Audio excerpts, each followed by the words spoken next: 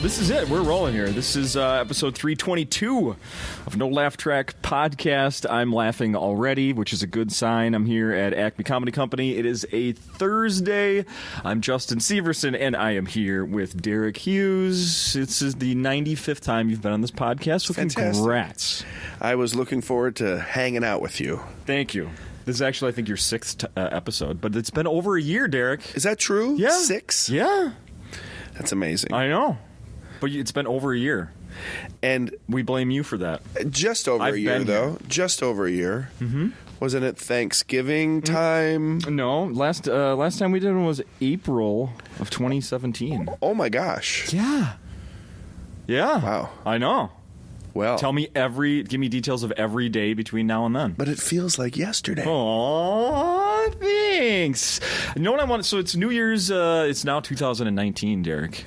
You worked New Year's Eve here, Monday. I did. How was it? I love New Year's Eve at this club. Have you done them before? I did a New Year's. I featured one year, many moons ago, and then I have headlined for New Year's a while back. And, it's the best place to be. New Year's, hometown, best club on the planet. And it's New Year's. It's like the night for comedy, It's like, it's just the crowds were absolutely amazing, and we all had fun. And then we got to count down, right? Timing the set, getting the light timed just right. Yeah, how did you do that? We did, we knew we wanted to wrap up with just a couple minutes.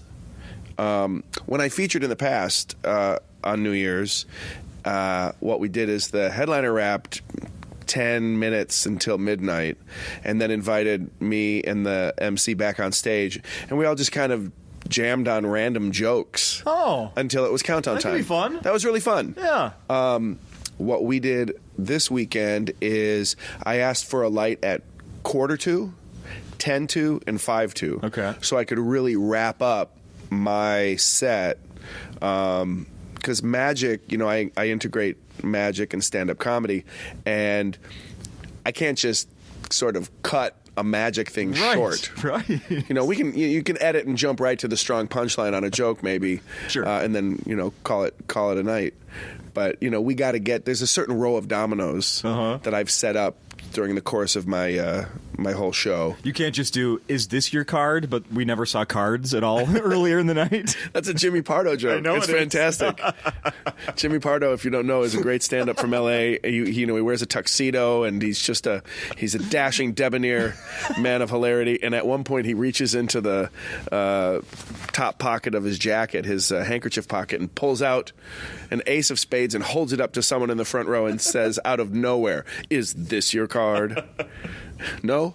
Puts it back in his pocket, on with the show. I mean, by the way, in the last week, I found out he's been doing that for over 20 some years. Really? That has been part of his act. How'd you find that out? In the last week. Because he did it. I listened to an episode of his podcast, Never Not Funny, with Brian Regan. Okay. And it came up about, I think it was before Brian was even on. Anyway, they're talking about old recordings of his. And apparently it's on a really old recording of his that was never released, possibly. Oh. And he was like, yeah, if people want to hear that, I'm actually doing is this your card? Like, it's been around that long. Oh, that's great. Yeah. Anyway, so back to you. 5 minutes to midnight. Show's done.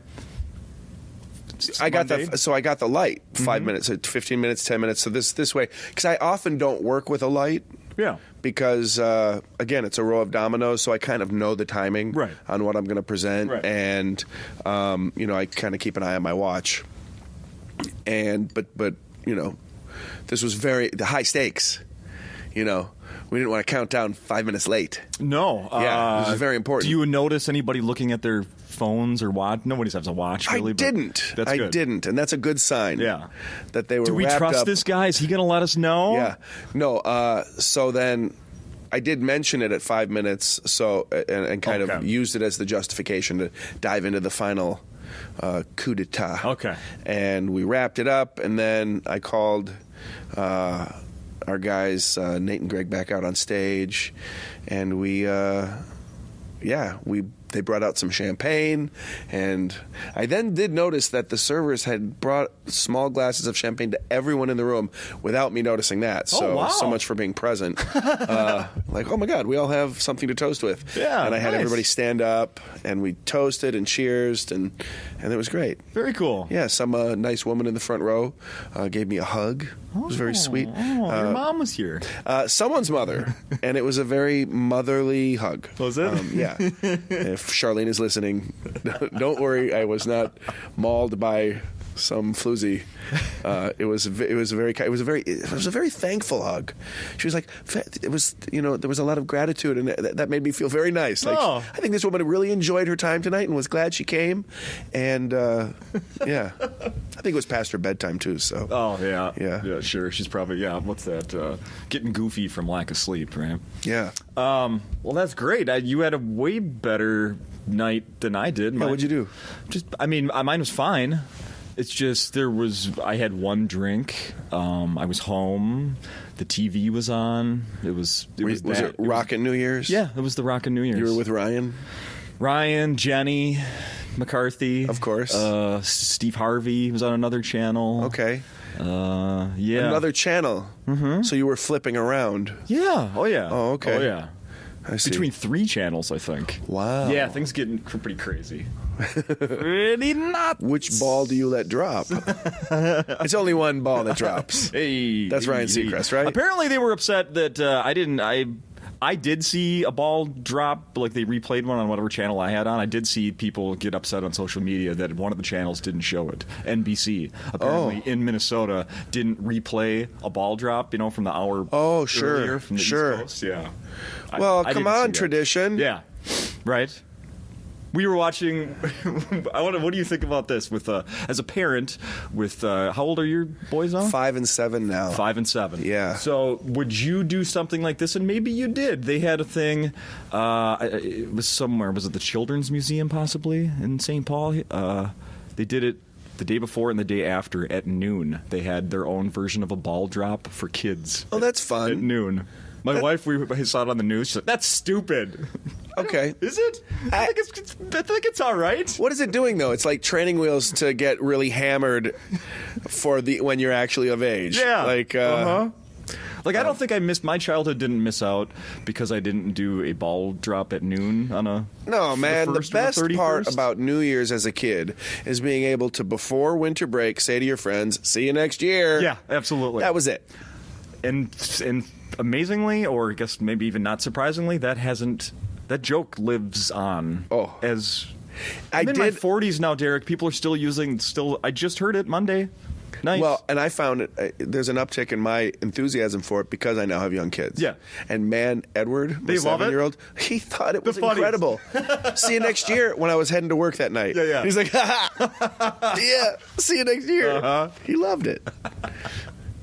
Because at that age, the years don't just blur together into 6 it's a big episodes of No Laugh Track. That's right. That seem just like yesterday. From now on, that'll be the way people put time in perspective. Much like 6 years of No Laugh Track. Well, it is amazing, because as a kid, a year is unfathomable. Oh, it's an eternity. A year is an eternity. And really, it does feel like yesterday that we were sitting right here. Yeah. And, that does blow my mind, how time accelerates. And now as a parent and as a family man, I want to slow it down. Oh, God, yes. All I want to do is slow it down. I want to buy more time. Yes.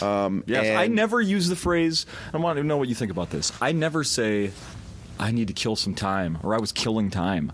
I don't ever have enough time for anything. Thank you. For Absolutely anything. not. Even if I'm going to close my eyes for 10 minutes, I don't look at that as killing time. I'm filling that time with something I didn't get to do. Yeah. I'm no longer killing time. No. I want more. There's no filler. No, none. Here's something here's a word. Our kids, okay, this is embarrassing. They're 5 and 7. They have filthy trucker mouths. And that's because Charlene and I have filthy trucker mouths. Okay. And we have to work on that. We honestly do. And I think what we have to work on is just being really clear about where it's appropriate and okay to have a filthy trucker mouth. Yep. Because words are just words, and we don't want to put too much importance on something being, bad just based on language. Right. But we do want to be respectful of other people's mores in social settings, and how do we teach that? But if there is a swear word around our house, if there is a bad word in our home, it's bored. Oh, yeah. Yeah, I'm bored. We don't say it, and we don't tolerate it. Yeah. It's, if someone's bored, you go find something to do. Absolutely. And you know what? The boys don't say it. It's pretty cool. That's good. Yeah. Well, what I really want to know is give me a really good example of them swearing in an inappropriate time. That's what I really want to know. Well, not an inappropriate time, because they're pretty good. They're pretty good in public. They whisper swear words in public. Okay. To each other? Or to, like, they know it's okay for you to hear it, or what? Benjamin's 5, and he just last week, he came up with the name of a restaurant, the Vagina Diner. Oh. The Vagina Diner. And we were laughing so hard, so then he started saying it more and more, and then we got out of the car to go into where we were headed, and he was saying it louder and louder in the parking lot, and we're like, now is the time to lay off the Vagina Diner. Yeah. Sing-song. So that's a recent one. I remember being about it's probably 10 or 11 or so, and using the word generic in a sentence and blowing my parents' minds. Oh, really? Yeah, and I don't know why. You remember that? Yeah, because it stood out. Like, it's obviously, it still stands out. Like, they were so blown away, like, that I used the word generic. Well, I don't know why. Let me ask you this. And now, your 5-year-old's using the word vagina correctly. I don't correctly. You've been to the Vagina Diner? No. Okay, incorrectly, but in complete sentences, which I'm impressed by. It is amazing when your kids start using vocabulary words. They start forming thoughts. It kind of wrecks your brain. Like, oh my God, they are independent engines of thought. Oh yeah, and I will one day not be able to control what they do. Oh yeah. I hope I guide them towards a worthy focus. No doubt. No doubt. I had a cousin when we were growing up. I don't know. He's 7 years younger than me, and he was the one when we would get together at holidays. There was only one, that had the cuss like a sailor. And I loved it. I loved being around my little, because I didn't talk like that. Sure. My parents don't talk like that around me. But then going, and it was so taboo. It was just like, I ate it up. The fact that my cute little 5-year-old nephew, or not nephew, but cousin, was just cursing like I'd never heard before. And do you think that's changing? I think it's changing a little. I think, swear words are happening more on television, like I'm watching Hulu, and they're dropping an F-bomb and Jack Ryan, and it's just kind of. I mean, well, anyway, it's 2019 now. The fact that there's so many, like YouTube, people used to worry about, I better keep an eye on what my children are watching on television or listening to on the radio. Well, once they get in front of like either an iPod or whatever, to the internet, and it's YouTube, then it's open. You're not going to be able to keep an eye on everything. We'll no longer be able to. You can't. YouTube doesn't have a rating. Kids are going to watch anything they want. Yeah, I mean, there may be a filter. How could there be a filter, though? I mean, it's still not. I mean, they're going to keep boobies off of there, but it's not. Sort of. Yeah. There's a different tube for that. Yeah, there's many tubes. And I'm going to guess many of them are tied. Yeah. That's stupid. Did you, I want to bring up one more thing about working New Year's. Did you see what happened to Tiffany Haddish? I didn't, but I heard some. You tell me, because all I heard was, I caught a cold New Year's Eve, and again, I apologize for my stuffy cadence here you don't today. Always sound like this? No. And then I've been sleeping in between shows now because I'm trying to get better. I understand completely. What happened? She had a bunch of people walk out. Apparently, she was hanging out with some people the night before, drank until really early in the morning. Basically, showed up to her show still buzzing. And then it says she eventually shifted. I'm reading this out of an article about it. She eventually shifted her efforts towards just making sure everyone had a good time. This is after she was forgetting her She forgot her act. Oh, really? Yeah. She cracked open a bottle of Ciroc, is that how you pronounce that? To share with some fans, and even invited some of the more vocal audience members up to try and see if they could do any better. Fuck it, she declared. I really want to talk about some stuff, but I can't remember none of it. Wow. Yeah. And what was the venue? Oh, it was she's not. I don't think it was. Was it a club?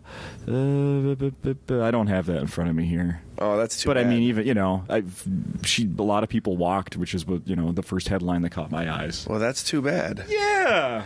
Yeah. You've never forgotten your stuff up on stage? I've in the never early days? forgotten my stuff. You can blank, and what I sometimes forget is that the audience doesn't necessarily know how this is supposed to unfold.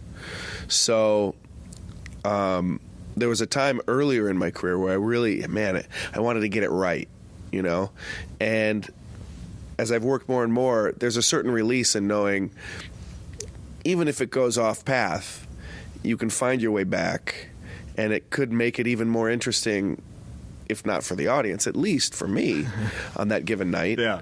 Though it's very important to me that there's never a show where I'm just phoning it in. That is so important. Yeah. Because, I'm blessed with people who want to come out, pay money, and be live and in person at an experience. That's what seeing live entertainment is. It's an experience. It's not something that you can pause and watch at your leisure on your phone. And we're here together, and there's this sort of agreement. And my end of that agreement is I'm going to show up and be really present with you. I think, and I use a lot of audience participation, so it helps keep me present because you never know what somebody's going to do. Yeah. You can anticipate, and experience can kind of, give you a good idea of how any given thing is going to cause someone to react. Right. But you don't know where someone's from or what funny word they might say, or I had a woman the first night. It was New Year's. It was the early show on New Year's. Yeah. Okay. And I said, "What's your name?" And her name was Di, and for some reason that was very funny. Di, like Diana or something. Mm-hmm. But I turned to her husband and I was like, "Do you chant that aggressively as you make love?" Don't take it personally, dear. Just the idea of some guy die as they're sharing their intimacy, or the person hearing it through like the hotel wall, right? Right. Like, what's going on? Oh my God, she's loving it. But really being present. So forgetting your act, that's alcohol. That's clearly she may have a problem if she allows her usage to get in the way of a very important night. New Year's that's a big night, and often it's a big payday. Yeah, so I would imagine if you're part of being a professional is delivering what these people came to experience. For sure. And what do you do if you're just? I mean, it's got to happen where you're just not feeling it. Like, God, I don't want to be on a stage today. Well, it really is my job to rally. And I protect against that on the road. I do a fair amount of one-nighters, sometimes back to back, and so protecting energy is a huge part of my road routine, meaning, I really try to plan my flight so I can check into a hotel and get 2 or 3 hours of sleep before my call time and sound check. Yeah. So at least I have that going for me, because if there's a danger of checking out, it's maybe when you're exhausted or you're in a grind, so your mind can justify, well, fuck it, I'll phone it in today and I'll catch up, and then tomorrow it'll be better. There's no excuse for that. Right. So protecting energy is huge. Okay. And really making showtime the most important part of the day, Okay. And that's how I kind of combat against that a bit. Yeah. And, something else that can help is to acknowledge it with the audience without ever coming off of like, I don't want to be here, but, letting them know, like, I'm glad you're here because I don't know what I'm saying, Justin. Oh. What type of shows have you been doing in the last year? Besides, clubs? It's all over the map. All over the map. It's really all over the map. I did, in the college market, and I do a fair amount of colleges over the course of a year. They do, there's something called NACA. Mm-hmm. Do you know this? The National Association of Campus Activities. And these, as an entertainer, you can apply, you can submit your tape. Now, I have a wonderful agent in the college market, and they submit me to these conferences in the different regions around the country. And I think there's like 6 regions and then nationals. So, in theory, an entertainer could go and showcase, do a short set, demonstrating what it is they have to offer. 7 different times around the country, inviting. So at these conferences, schools from that whole region. Yeah. Like Northern Plains is one of the regions, and that's Minnesota, Wisconsin, Iowa, and I think North and South Dakota. I think that's Northern Plains. And there might be other, I don't know. Specifically. But so student representatives from all the colleges in those states come to the St. Paul Convention Center. Talent scouts. That's right. Well, it's funny. They're kids on the committee, and it's kind of like practice for the world of entertainment. It's like pretend agents, but it's not. I mean, it's real money and it's a real industry. It's just beginner, but a little bit, because you don't got to rely on a lot of these shows are funded by student service fees, right? So I'm going to get a paycheck whether people come to the show or not. Yeah. And it's up to the school to promote it in such a way that gets a good crowd. And they want artists that are a draw, and they want people who provide a good show. But sometimes you get to these, schools where there's clearly a lack of management or organization, but they had the money, so they spent the money, but they did not promote it. Oh, we put the wrong day on the poster. It still happens. Oh, my God. Yeah, well, I showed up. Yeah. And, it doesn't matter how far you are into your career, you still find that stuff. Oh, sure. Yeah, it happens all the time, and that's okay. Like, we're going to make an incredible experience for whoever shows up that particular night. But the shows aren't necessarily contingent on ticket sales. Right? Yeah. Now, I remember I attended college. I remember walking by I don't even know what they call it. It was just kind of a common area, and all of a sudden some guy's playing an acoustic guitar, or one day there might be a magician. Yeah. And, man, sometimes you are thrown into crazy venues, the middle of a lunchroom for a nooner, and no one knew there was going to be a show. I can't imagine. But a show happens, and I kind of love those challenges, because it almost feels like Banksy, like guerrilla, like it's a flash mob situation.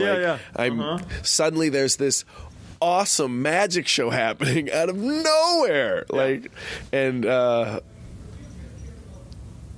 it's harder work, but bad shows or rough venues, less than ideal venues, help make a performer much stronger when they then are dropped into a space like Acme, which is designed for an audience to appropriately experience comedy.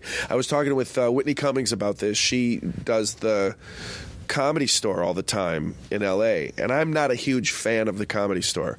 I've done a number of sets there, and I never left really feeling great about myself. Okay. It can be rough, it's like sometimes they put you up and it's very late at night, and it's drunks from right off the strip and just comics along the back wall waiting to get up, and a rough room to get up there and feel like, wow, I am the talented creator that I believe myself to be. But Whitney had a great point. She's like, I love doing the Comedy Store because it sucks, and then I go to a great room and I destroy, and it feels effortless. It's like swinging with multiple bats. Yeah. It's like, so then when you're holding just the one, it's like whack-a-mole, It's or it feels lighter, but you suck no matter what and still can't hit the ball. Knock on wood and God forbid. Because that happens sometimes, too. I don't know. I have a whole page of notes here I want to ask you stuff about, including this one, Derek Hughes. Why, how, where? Give me all the details of the picture I saw with you, Triple H, and Stephanie McMahon. Okay. Can I tell you, I'm not allowed to discuss that as we go into discussing that. I signed a non-disclosure for a very recent event that I performed at. It was a very intimate family holiday party in a undisclosed location for a non-disclosed wrestling magnet. You might say someone responsible for the popularity of wrestling spectacle as we understand it to this day. And he was an incredibly generous host, and it was a really fun party for about 15 of the closest family members. Stephanie, I think, and Triple H are a couple. Yeah. So, yeah, it was this and I wasn't allowed to take pictures or tell anybody about it. And Triple H was so taken by the show that he got all excited. It was like, let's take a picture, and I want to post it. And I was like, please, please do that, sir, Mr. Triple. And it was just, it was a really cool. Now, it's funny because it was such a great group, and it was in a living room, which is not a professional performing environment, and people are in very casual. They're sitting on couches, and we have mothers and elderly aunts, and we have kids and siblings, and the night before, I was on the East Coast to do 2 shows. That one, which was an afternoon show, and then the guy that booked me to do that tagged on this sort of random company party downtown at a restaurant down in Tribeca, New York. And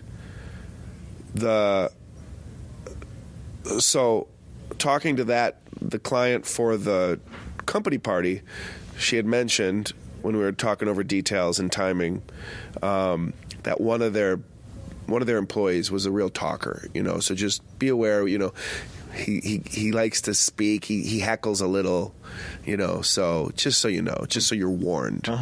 Okay. So I land in New York the night before, because this non-disclosed location, and I can't talk about it, event is the following day at around 2 p.m. And as I'm driving from the airport with my buddy who booked me, I get a text from the client for the following night saying, "Hey, I'm at the restaurant. Are you here?" Okay. Uh-oh. So, right? Because it's in my calendar for the following night. The whole reason we added it on is because it was an easy add-on that would just sort of cover travel and give some extra spending money. Sure. And it wasn't like a big money gig, but it was just an extra thing since I'm in the area and we were going to do it. So I call her and I say, "Well, I'm planning on seeing you tomorrow night." She's like, "I made the biggest mistake. I messed up, and it's totally my fault. But is there any way you can make it here?" Now, we were on our way to see a show in the city. We had booked tickets. My buddy had gotten us tickets to see a magic show. The Illusionists is on Broadway. So we were going to go see The Illusionists. So we parked near The Illusionists, and I grabbed my show bag and sent him and his son off to see The Illusionists, and I got an Uber downtown to this holiday party. Yeah. And I'd been warned that the non-disclosed client, that the kids were very worldly and have seen everything, and they're pretty aggressive, and so they'll probably, be prepared for the kids to, challenge you a little with your magic. Oh. That was just a warning, because they're really bright and also very confident. As you can imagine, a wrestling dynasty's kids might have some chutzpah. Sure. Okay. Uh-huh. So that was in the back of my mind, like, ugh.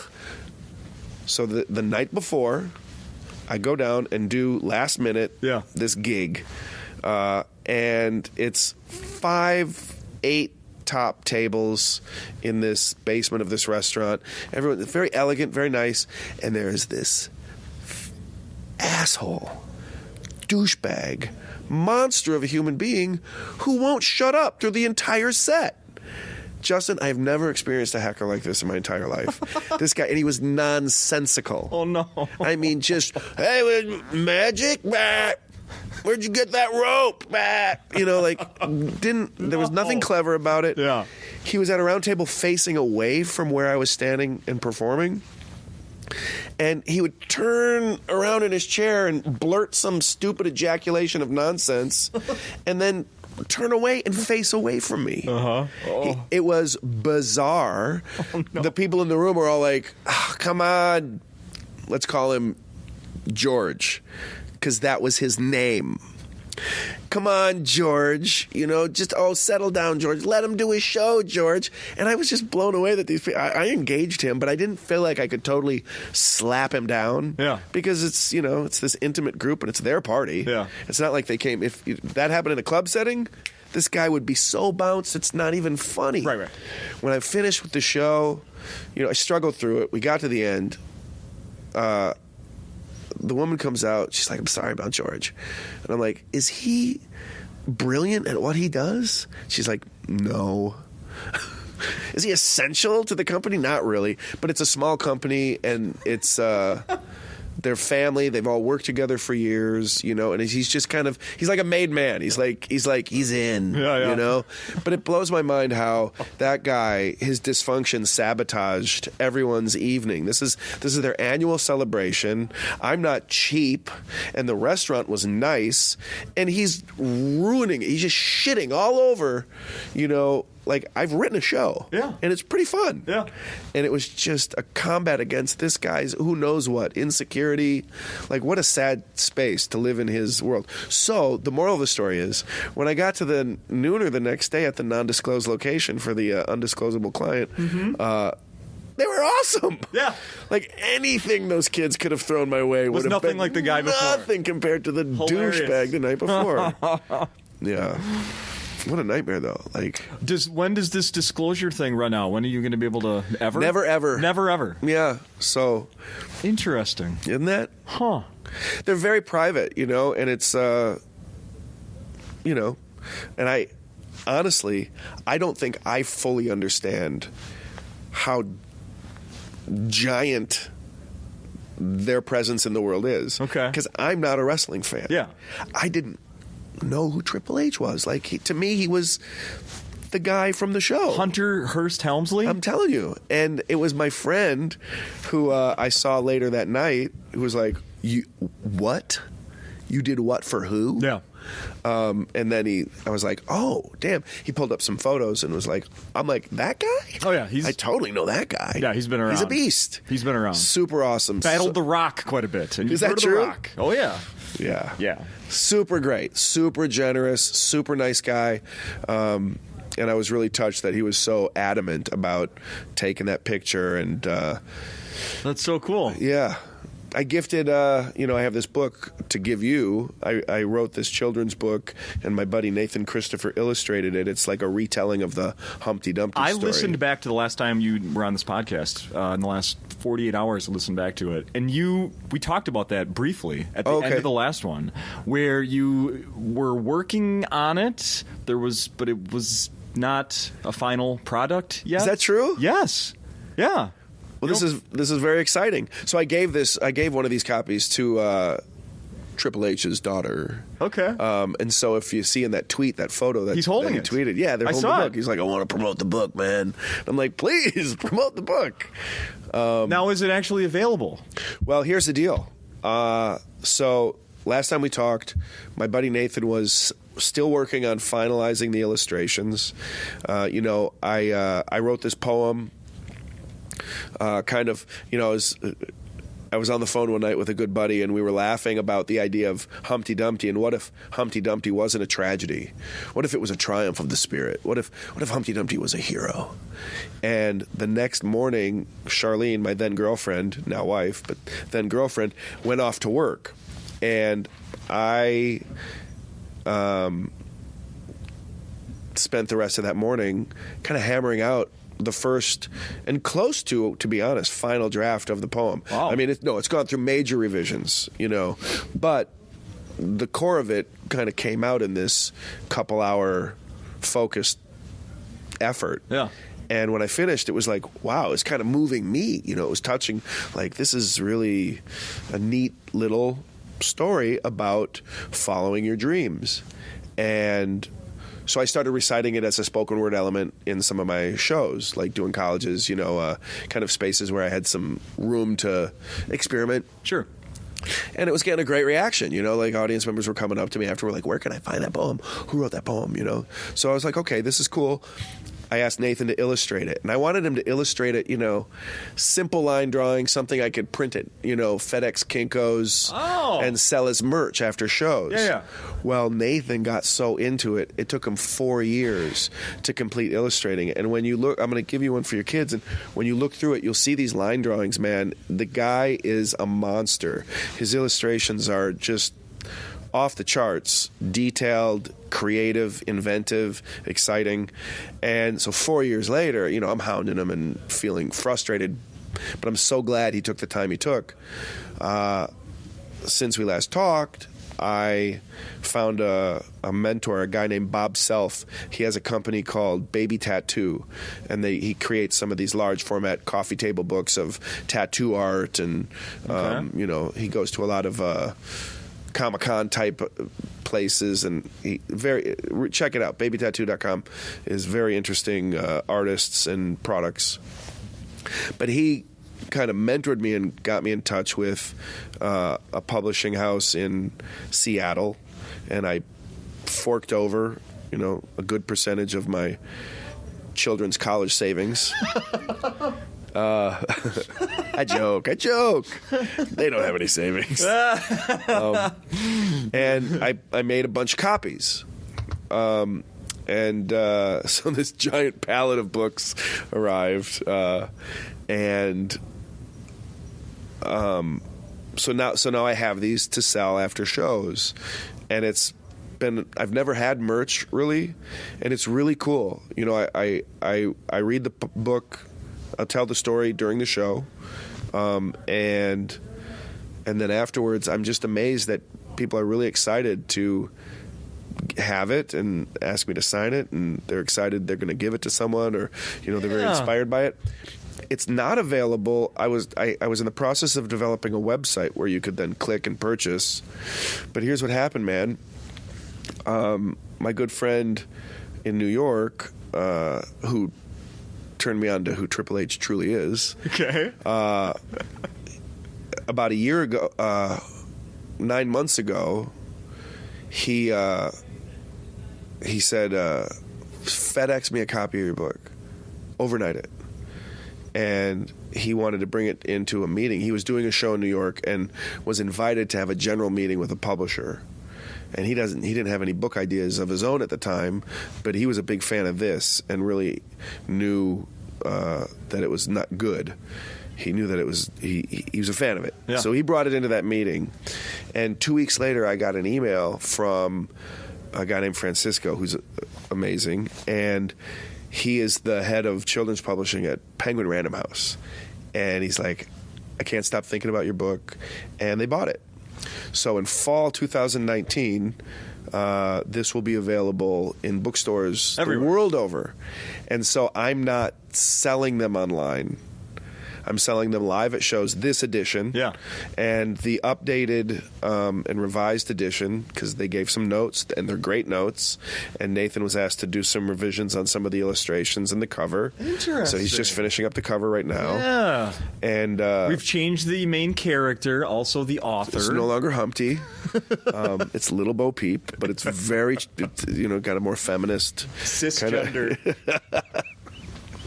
It's killing me. But what I am going to do as soon as we lock down the hard release date, and I will sort of announce this through my website, standupmagician.com. So if you want, join my email list at standupmagician.com, and when this happens, I'll let you know. I'm going to start a pre-sale site because I really want Penguin to know that I'm serious about promoting the shit out of it. Yeah. And I'm excited to put together an original performance piece for the book tour. Like a magic show centered around the themes and characters that are in this book. So this is going to be your next... That's awesome. It's very awesome. This is, That's so great. I looked it up. I just did a Google search of Humpty Dumpty Derek Hughes, and it brought me to the Barnes & Noble and Amazon with the image coming soon, or no image available, but that it's... Are you serious? Yeah. This is news to me. It said September 2019. Yes, brother. Yeah. Oh my God. Uh-huh. Look at the smile on my face. Yeah. I want to take out my phone and look. What are you talking about? Are you serious? Yeah, I won't search it now. We'll waste people's time. Okay, well, you got something to look forward to. It's absolutely true. You guys, I'm so excited. Yeah. Has you and Nathan's name underneath it? That's fantastic. That's so legit. Yeah, that's why I was excited. I got to tell Nathan that, because Nathan is an incredible artist who doesn't know his own worth. Okay. And every time I tell him how amazing this is and how huge it's going to be, he's like, well, we'll see. Have you ever... was there anything else you've ever sold after shows? Like T-shirts or something? Oh, man, yeah. I had T-shirts made a couple of different times. Yeah. What a nightmare. Oh, yeah, I remember I had one. They're so heavy. Yeah. You got to bring this huge bag, and there's different sizes for different types of people. And I saw David Blaine sells playing cards, among other things. Yes, he does. Website. What is so special about? He has. I look. $12 is the cheapest one. The most expensive is like $150. I'll tell you. Tell me about expensive decks of cards. When David invited me to go over with him to Singapore and Manila, I think 2 years ago, he was beta testing his live show that he's been touring now, and it's fantastic. If he comes next time he comes through Minneapolis or anywhere you are, listener, go check out David Blaine live. He is the real deal. He's it's not some scripted experience. It's just David being David, and he is so 100% who he is in this world, and he shares it all. He's just very present, and it's worth catching, because he's a one of a kind individual. But so I was over there, and because he one of the stunts he does in his show is he holds his breath underwater. So he asked me if I would come over and do a short set while he prepared for the stunt, and then narrate while he was underwater. Oh. And so we did a couple of shows. We played the arena where the Thrilla in Manila, where Ali and Frazier. Really? Yeah, man. Holy cow. I know. I did magic in the center of that sports arena for a packed crowd of screaming wow. Manilians? I don't know. Manilians? Filipinos. It was full to the millions. Yeah. Manilians. But so David, we worked out a fair compensation, and part of it was a box of his cards. Okay. He's like, those are going to be worth more than the money. You believe me, you want these cards. And I'm like, okay, David, thank you. And they're great. Yeah. I still have the majority of them.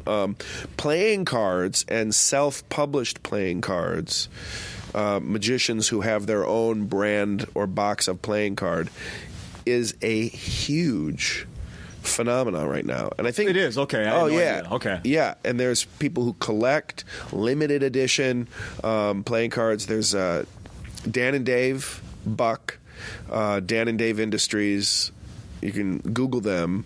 They're sort of really pioneers in the world of cardistry. Now, cardistry is a branch of magic that deals. It's like juggling and card magic mashed.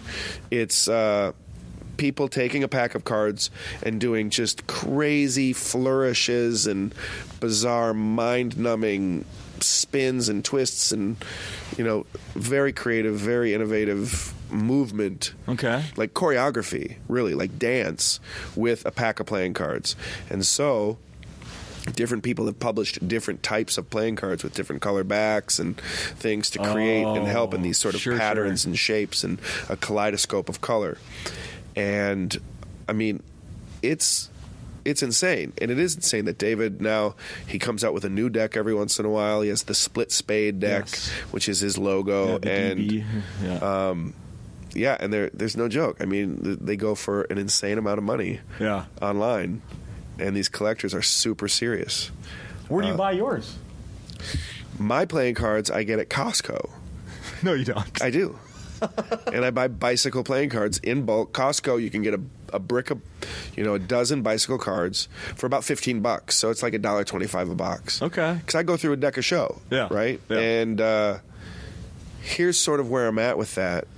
I don't use sort of a heightened or fancy pack of playing cards in my work consciously, because I have always had this feeling that if something is out of the ordinary and magic happens, on a conscious or unconscious level, an audience member could be like, well, he had that weird box. Oh, yeah. So the box probably did something. Yeah. Right? But if it's just a brown paper bag, what can a brown paper bag do? So I'm really into magic with found object, everyday object, pedestrian things. Yeah. And so I want to use a deck of playing cards that looks just like the deck that you find in your kitchen drawer. Right. However, I have 2 days left to lock down the winner. Have you heard of 99 Design? It's a website where it's sort of a source pool of designers, and I'm working on a logo, and for stand-up magician. And as these designers are turning in their logos, I've kind of picked the 6 finalists just this morning. Wait, a logo for you? Yeah. Oh. Yeah. Awesome. Branding. Yeah. Something that I could throw on a hat or a shirt or or a deck of cards. Yeah. Okay. Yeah. Have you ever heard of I know you're not the biggest sports fan. There's a junior hockey team in Minnesota. This doesn't tie into anything other than that they're called the Minnesota Magicians. Oh my God. What do you think of that logo? That is very, very Marvel comic magician. Yeah. That's incredible. Uh-huh. And he doesn't have a magic wand. He has a magic hockey stick. He has a magic hockey stick. That's fantastic. Also wearing the traditional white gloves. Yeah, so wait. When you say junior, how old are these players? 17, 18, 19. It's a team like I didn't know any of this 48 hours ago. I looked this up. It's guys, they'll go play for these teams in this league before they go to college for a year or two. Yeah, so they're teenagers. That's a good-looking logo, right? Are they professional? That's the thing. They can't be if they're still going to play college. So no. That's really nice. Uh-huh. It's funny though. So many early design entries in this sort of the initial ask. You kind of describe what you're looking for. Yeah. And I was like, well, I mash up stand-up comedy and magic, and these initial designs were pretty brutal. It was like a microphone coming out of a top hat, or just really literal, really bad. Right. So I redid the specs to really focus on the initials DH. Okay. And integrate at stand-up magician. Designated hitter? I'm sorry, I'm not following. Hitter. That's right. And some much better things came out of that. Very cool. I just realized we haven't given we're doing that new thing here. We're giving a promo code, Derek. Yeah, well, this is important. If people want to come see your show, Friday night, January 4th, 2019. So this could be in the past and you missed it. It could be tomorrow. It could be tonight. I don't know when you're hearing this. 10:30 show, Friday, January 4th, 2019. That show, if you want to go for $5, the keyword is magic. Call Acme. They will answer the phone, 612-338-6393. Tell them you want to go see Derek Friday night at 10:30 and say the word magic, and you will get a ticket for $5. If you want 2 tickets, you'll get 2 tickets for $10, and that's how that works. Is there any limit? I have no... Until we sell out, I think, Derek. Until Fantastic. we fill the place. Yeah. That's great. Mm-hmm. So there it is. Magic. I might do it. $5 tickets. Tell your friends. I might call in. You should. I think apparently we had one person use the code last week. That's awesome. And that was the first week we tried it, and it's a weird, holiday weeks, so we'll see how this goes. Do you know? Do you have the diagnostic on the podcast? Like, do you know how many listeners you get? Do you get information when it gets listened to? Never enough. That's all I'm going to say is never enough. Sure. Never enough. Yeah, I mean, I see some numbers. Okay. I see some numbers, but there's also, we plastered all over the place. There's also, you see numbers that are for downloads. Well, maybe people download, they never listen. Sure. Or maybe, I posted on YouTube. Maybe they're only watching it listening to the audio on YouTube. Well, that's not going to get counted where the main Podbean where we post the show. Sure. That doesn't get counted. So I don't know. And you have subscribers. Oh, yeah. Mm-hmm. Yep. Just always want more. The whole point is to get people to come to the shows. Yeah, subscribe to the podcast. Absolutely. Yeah, if you're not a subscriber, subscribe now. Mm-hmm. Then you'll know when a new episode drops. Exactly. I got a couple more things I want to get to before we cut you loose here. There's a TV show coming, Houdini's Last Secrets. I did not know this. On the Science Channel. Do you have the Science Channel? I don't know if I have the Science Channel. I don't think I have any channels then anymore. Probably don't. They're doing a show called Houdini's Last Secrets. Not Lost, which I think I wrote down here, but Last. Houdini's Last Secrets? Yes. They talked to his son. I have some screenshots of what they're doing here. I'm going to read this to you. Excuse me. By the way, while I'm looking for that, I have a question that you and they'll get you talking here. The difference between, if I say what you do is a magic trick, is that's fair to call things That's totally tricks? fair. Or is it an effect? It's both. Okay. And there are some performers who might find it offensive to call it a trick. Okay. But, that's... You don't care. I do not personally take offense. I do feel like... Some may say the trick is simplifies or cheapens what you're doing, maybe? Well, but I'm not presenting myself to be a true mystic, Yeah. I've studied deception, and I present it in an entertaining way, and I'm creating the illusion of someone who has exceptional powers or skills. But I'm not trying to start a religion, so calling it a trick it's semantics. Sure. If I'm talking with other magicians, we talk effect. Or routine. Okay. But yeah, the effect, because really that's what we really are doing. It's really not about the trick. I know I'm going to fool someone watching me, but it's not if it were only about that, then I would be a prankster. It would be like, tricked ya. But hopefully I don't. My aim is, I don't want to leave an audience feeling like, oh, that guy made me feel stupid. Yeah. Ha ha, you're dumb. Correct. I was just out at Eagle Magic Store, which is in Burnsville. Larry Kalo, he runs this fantastic magic shop. And my buddy, Nathan, who illustrated the book, he wanted to get some magic tricks that maybe his father could do. So Larry demonstrated a classic in which a ball vanishes and appears in a small vase, okay? And then Larry leaves after the trick. He leaves the vase on the counter and turns around to get another thing. And Nathan takes the vase and kind of examines it, and it's nothing funny there, nothing funny to be seen. Mm-hmm.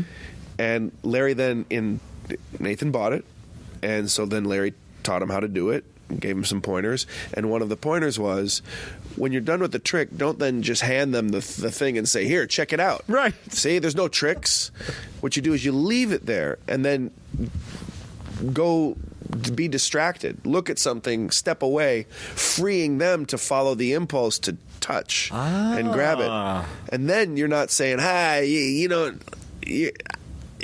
a jerk. Yeah. Look, there's nothing here. You're a jerk. Uh-huh. You can let them look at it and kind of go, oh, wow, that's even more impossible. Yeah.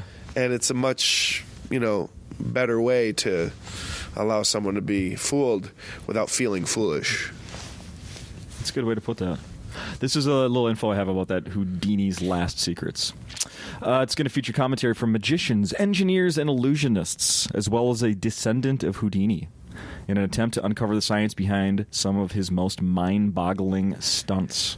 Wow. His grandnephew, George Hardeen, will participate in the 4-part series, which seeks to unravel the mystery around the man who caught a speeding bullet, survived live burial, and imprisoned himself inside a water tank. It will look into his personal life through scrapbooks and blah, blah, blah, blah, blah. Oh, yeah, here we go. This is the part I want to tell you about. Each episode will focus on one of Houdini's death-defying tricks, with the premiere centering on his famous water torture cell escape. The remainder of the episodes will explore more stunts, including burning alive, live burial, and catching a bullet. Wow. Yeah.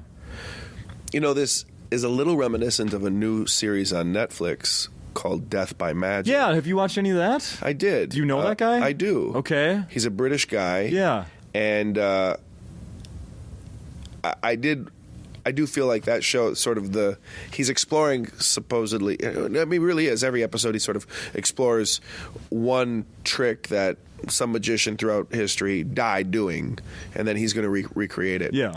As he says, in an even more dangerous situation. Sure. And but it did seem to me like it was a very nice framing for a street magic show. Like, he's going to some beautiful locations, and he's a great magician. It is funny, yeah.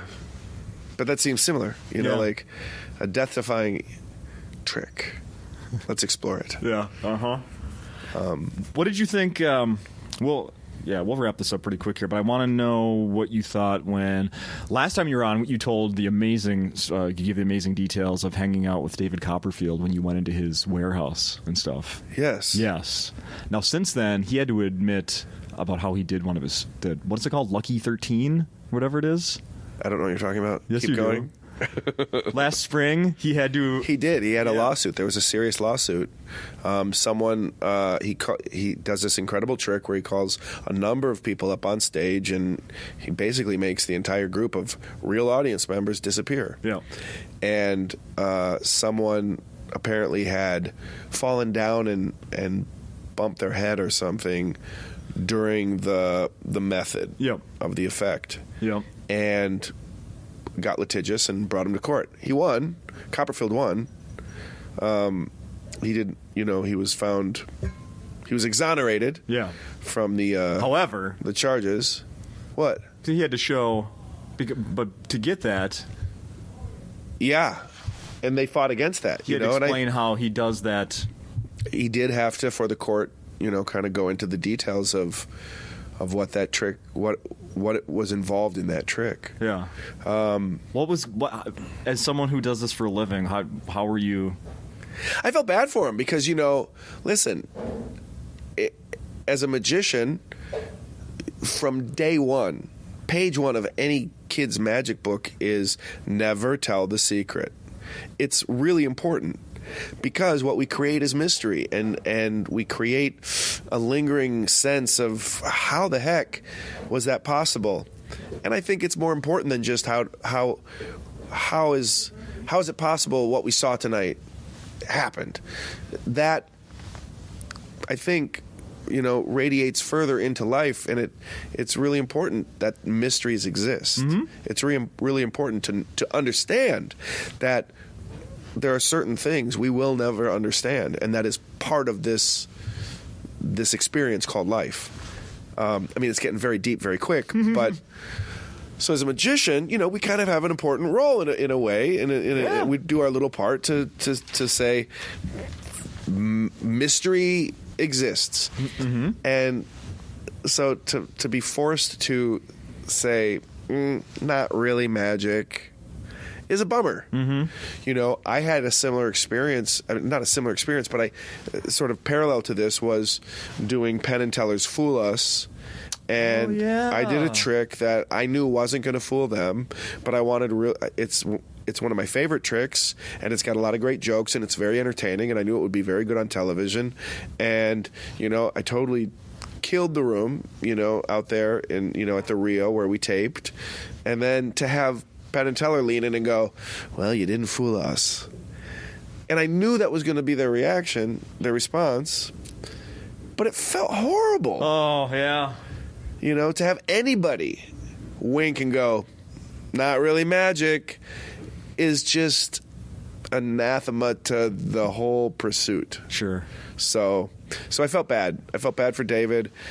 His right-hand man, Chris Kenner, was integral to the court proceedings, and I felt bad that he had to be put on the spot. And I was really glad that the guy didn't win, because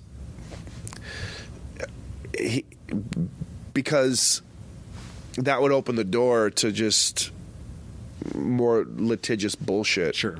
Mm-hmm. And I don't think they maliciously, I don't think they intentionally tried to hurt somebody or, Right. Anyways. Right. Huh. Yeah. There you go.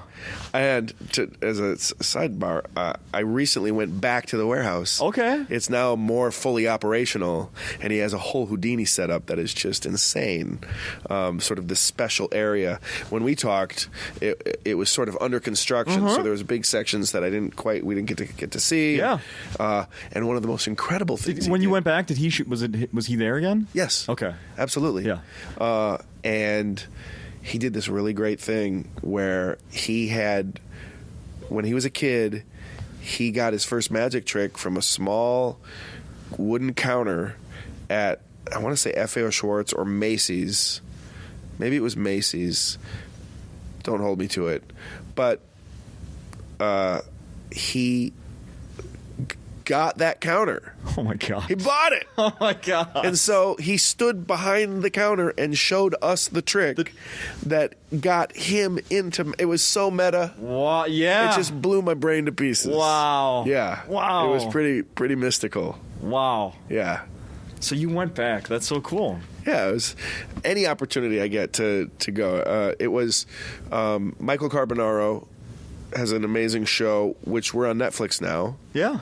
So you can see, I think, season 1 fully streaming, and we're gearing up to go into season 5. We just wrapped season 4, and that's starting to air now. And you're helping again? Absolutely. Good. Yeah. Good. And we did some really exciting stuff, really cutting edge stuff. We really pushed the envelope of what we thought was possible. We wanted to take advantage. One of the bits we wanted to take advantage of the fact that he has a fan base now, because it's kind of a hidden camera show and he's wearing costume, so it's harder to. Yeah, there's people who recognize him. Yeah. They see him and go, "Oh, it's you! You're that guy." Yeah. So we actually found fans, and we did a thing with a fan that they were not prepared for, and it was pretty great. Okay. Do you know when that comes back on TV? I think season 4 might be complete. No, I think season 4 is still airing new episodes through this month, and then those will be in rotation, and then we'll start working on season 5. I'll come home spring. randomly, and that show is on the TV, and my wife and kids are just like. We did something outdoor at the White Sox stadium. A live real game, and he was a concessionaire. Wait, like what I do, up and down the stairs, or behind a counter? No, behind a counter. Okay. He had a food kiosk. Okay. And so we came up with these crazy. One of the things was a pretzel machine, but it's just little baggies hanging on the prongs, right? And he pulls it out and opens a little package, and it's a brown animal balloon. And he blows it up, ties it into a knot, flash of fire, and now it's a hot pretzel. No. Yeah, freshly blown. Yeah. So great. Yeah. But, Hughes, we couldn't have anticipated it. It was a nightmare. Once the game started, we would start rolling, and then they'd crank the Beatles. Oh, and you can't have the mute? Right. Yeah. Yeah. So it was like this huge fiasco, and we had to, get coordinated with the stadium. Like, please, can we lay off the Beatles? Oh, that's funny. Yeah. We don't have rights. It was chaos, and it was a miracle we pulled it off, and it was, but exciting, completely new environment, different sort of feel and production to be in such an active space and still blow people's minds. Great. Have you done, another one of the things we talked about last time is you had kind of recently done that role on Agents of S.H.I.E.L.D. Have you done anything else since then? So dig this. Apparently, I'll be getting a shipment of my character's trading cards from Upper Deck. What? To sign them and send them back. No. As collectors signed. I know. No. I'm going to have a trading card. Dude. It's pretty awesome. I don't know how to present the question that I need to start asking every week, which is I don't know how to say it, because a few months ago, Sklar Brothers were here. Sure. They're on a baseball card from Major Allen and Ginter, who was owned by Topps. Yeah, Back on Topps. Yeah, was their YouTube series. I did a guest star in Back on Topps. So they've had because obviously they're big in sports. So they have a baseball card that you can get in packs. The autographed, not autographed. There's collector's versions. Anyway, Jackie Cation was here a few weeks ago. She's in a comic book. She wrote a story that is in a comic book. Her form, she appears in the comic book. Yes. Yeah. Now you're going to be on a freaking trading card? Maybe you need to ask, where outside of the comedy venue, where's the weirdest place that our listeners can find you? Yeah. What do you have? A playing card, an action figure, a bobblehead? Right. That's awesome. Yeah, I'm pretty excited. What was that character's name? Mertz. And from the TV show you're talking, right? Yeah, from Agents of S.H.I.E.L.D. Yeah, I was, in episode... I think it was 3 or 4. 3 of season 4. Yeah. Or was it episode 4 of season 3? One or the other. If that show's on anymore, I hate to say it, I don't even... That's okay. I gave up on it. It got weird. It got really... Was it Ghost Rider? Yeah. It just went too far? It was too... it was too... I don't know, too something. Well, Justin, not being a series regular, I don't take that personally. I just am so happy and proud that I exist in the Marvel verse. Oh. Yeah. That's so cool. And I got to get my hands on one of these cards when they come out. Yeah. That's super cool. Yeah, me too. Yeah. I'll save you one. I'll have to set a... Apparently they send a bunch, and then, there's a handful for typos and mistakes. Sure. I just thought of another person, Josh Weinstein. Okay. Mystery Science Theater has trading cards now. Oh, really? Yeah, and he's on a bunch of them. He did the same thing. He signed, a couple hundred at a time. He was telling me. Yeah, I have a few. Oh, cool. My buddy bought a whole Did you see box. the live show when it came through? I did not. Oh, I wanted to. I did not. Yeah. I've watched it on Netflix since then, but I did not go to the live show. I think we covered everything. Actually, we didn't, but we've run out of time, and you need to go get healthy. So nice to see you. Hell yeah. So nice to see you. Let's do this again in less than a year and a half. I look forward to that. Thank you. Thank you.